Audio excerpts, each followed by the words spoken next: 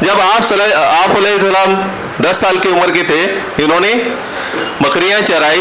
جب 12 سال کی عمر کے تھے تو انہوں نے تجارتی کا کام شروع کیا. جب 25 سال کی عمر کے تھے آپ علیہ السلام تو ان کی شادی 595 میں حضرت خدیجہ رضی اللہ تعالیٰ عنہا سے ہوا.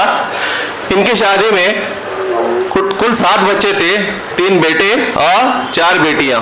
بیٹے قاسم, ابراہیم اور طیب, بیٹیاں لیکن بیٹے کیا ہے انتقال ہو گئے جلدی. بیٹیاں زینب, ام کلثوم, رقیہ اور فاطمہ.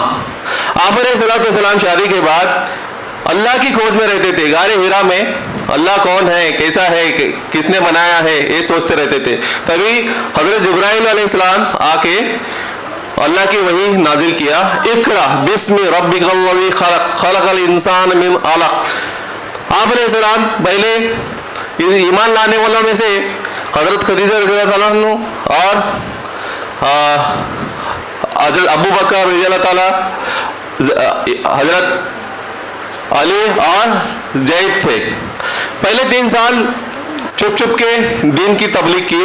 بعد میں 4 سال اللہ تعالیٰ نے انہیں حکم دیا کہ ابھی اسلام کو کھل کر دعوت دو. تو آپ علیہ السلام جہاں بھی جب بھی کوئی بھی ملتا تھا تو یہ جا کے پکڑ کے اس کو دعوت دیتے تھے, مارکیٹ میں ہو, روڈ پہ ہو, کدھر بھی ہو. تو آپ علیہ السلام پھر جب اللہ تعالیٰ کا جب حکم آیا تو دعوت تبلیغ کر دیے. پھر قریشی لوگوں نے بہت ہی ظلم شروع کر دیے, تو غریب مظلوم یتیموں پہ بہت ظلم شروع کر دیے. تو 5ویں ہجری میں 5ویں نبوت کے سال میں حبشہ کے طرف 12 مرد اور 4 عورتیں ہجرت کیے. اس میں آپ علیہ السلام کی بیٹی رقیہ اور داماد عثمان بھی تھے. نبوت کی 6 سال میں حضرت حمزہ رضی اللہ تعالیٰ عنہ اور حضرت عمر رضی اللہ تعالیٰ عنہ بڑے پاورفل لیڈر نے اسلام قبول کیا. 7ویں نبوت کے سال سے 7 سے لے کے 9 تک ان کو بائیکاٹ کر دیا, قبیلہ بدر کر دیا. کھانے پینے کے لیے, رشتے میں, مارکیٹ جانے میں, ہر چیز سے بائیکاٹ کر دیا. تو ایک ویلی میں یہ لوگ رکے. 3 سال تک اتنے مجبور ہو گئے کہ پتے وغیرہ کھا کے کر کے زندگی گزاری. اور 10ویں سال میں جب یہ آئے تو 620 کے اندر حضرت خدیجہ رضی اللہ عنہ اور ابو طالب کا انتقال ہو گیا. 11ویں سال معراج گئے, 5 نمازیں فرض ہو گئی اور حضرت عائشہ رضی اللہ تعالیٰ عنہ سے نکاح کیا. پھر 622 میں یہ مدینہ شریف ہجرت کیے, وہاں قباء میں رکے, مسجد کی تعمیر کی اور اس کے بعد مدینہ چلے گئے. مدینہ میں مسجد نبوی کی تعمیر کیا اور 632 میں ان کا انتقال ہوا. آخری حج ودا کیا. تو اللہ تعالیٰ خود فرماتے ہیں سورہ نساء میں آیت نمبر 80 کہ تم اوبے کرو اللہ رسول اللہ کو اور اللہ کی اوبے ہو جائیں گے. اور سورہ محمد میں آیت نمبر 33 میں اللہ تعالیٰ خود کہتے ہیں کہ اے ایمان والو تم رسول اللہ کی پیروی کرو اور میرے پیروی کرو, اگر اور اپنے ایمان کو اپنے برباد مت کرو. تو نبی صلی اللہ علیہ وسلم ایک لیڈر, یہ اس کے تحت بہت كما صليت على إبراهيم وعلى آل إبراهيم إنك حميد مجيد. اللهم بارك على محمد وعلى آل محمد كما باركت على إبراهيم وعلى آل إبراهيم إنك حميد مجيد. بسم الله الرحمن الرحيم.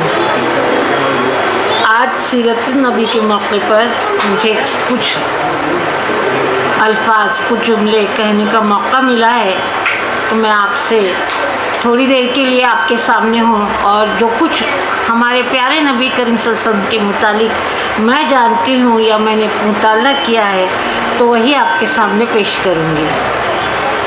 کہتے ہیں کہ آپ صلی اللہ علیہ وسلم کی ولادت سے پہلے آسمان پر ایک ستارہ نظر آتا تھا. حضرت جبرائیل علیہ السلام فرماتے ہیں کہ ایک ستارہ جو آسمان میں نظر آتا تھا, وہ ستارہ جس وقت آپ کی پیدائش ہوئی اس وقت وہ ستارہ وہاں سے غائب ہو چکا. تو اس کی معنی یہ ہوئی کہ اس کی تصدیق عیسائی راہبوں نے بھی کی ہے کیونکہ عیسیٰ علیہ السلام کی پیدائش کے وقت میں بھی یہی بات ہوئی تھی کہ وہ ستارے کو ڈھونڈتے ڈھونڈتے کہ وہ کہاں جا کر رکتا ہے، تو عیسیٰ علیہ السلام کے گھر کے سامنے رکا تھا اور حضرت عیسیٰ علیہ السلام کی پیدائش ہوئی تھی۔ اسی طرح ہمارے پیارے نبی کریم صلی اللہ علیہ وسلم کے وقت میں بھی یہی واقعہ پیش آیا، تو اسی وقت انہیں پتہ چل گیا کہ یہ اللہ کے نبی ہے یا اللہ کی طرف سے بھیجے گئے پیغمبر ہے۔ تو آپ جانتے ہوں گے کہ اس وقت مکے کا بہت برا حال تھا، اس زمانے کو ایام جاہلیت کہا جاتا تھا۔ اس وقت مرد تھے جو باپ ہوتے تھے اپنی بیٹیوں کو زندہ دفن کر دیتے تھے۔ وہاں پر کعبہ شریف میں 360 بت تھے، ہر ایک کا اپنا بت ہوتا تھا، وہ بت لا کر رکھتے تھے، اس کی پوجا کرتے تھے۔ یہ ایام جاہلیت تھا۔ آپ صلی اللہ علیہ وسلم کے آنے کے بعد آپ جب دنیا میں تشریف لائے تو یہ بت پرستی اور جو لڑکیوں کو دفن کرنے کا جو سلسلہ ہے یہ ہمیشہ ہمیشہ کے لیے بند ہو گیا۔ آپ نے اللہ کا کلمہ لوگوں تک پہنچایا۔ میں سب باتوں پہ یہ نہیں کروں گی کہ آپ کی زندگی یعنی آپ کی جو پرسنل لائف ہے اس کے بارے میں نہیں بتاؤں گی، اسلام سے ریلیٹڈ جو چیزیں ہیں وہ بتا رہی ہوں کہ آپ صلی اللہ علیہ وسلم نے جو ہے کلمے کی دعوت دی، اور بار بار شاعر یہی کہتے ہیں کہ محمد سے وفا تو ہم تیرے ہیں، جہاں یہ جہاں کیا چیز ہے لوح و قلم تیرے ہے۔ تو اے مسلمان دینی بھائیوں اور بہنوں، میری صرف التجا یہی ہے کہ صرف یہی چیزیں جو ہے آپ سسن کی تعریف کریں گے، توصیف کریں گے، بہت اچھی بات ہے، لیکن پھر ہم کب ان کی بتائے ہوئے کلمے پر چلیں گے، کب ہم جو ہے ان کے بتائے ہوئے طریقے پر، سنت طریقے پر اپنی زندگی کو لائیں گے، کیونکہ یہ زمانہ جو ہے ویسے ہی خراب زمانہ آیا ہوا ہے۔ آپ دیکھتے ہوں گے آپ کے آس پاس مغرب کی پرستی جاری ہے، اور اس مغرب پرستی کو توڑنے کے لیے ہمارے پاس کلمہ حق جو ہے وہی ہے جو اس چیز کو توڑ سکتا ہے اور اپنی اصلاح کر سکتا ہے۔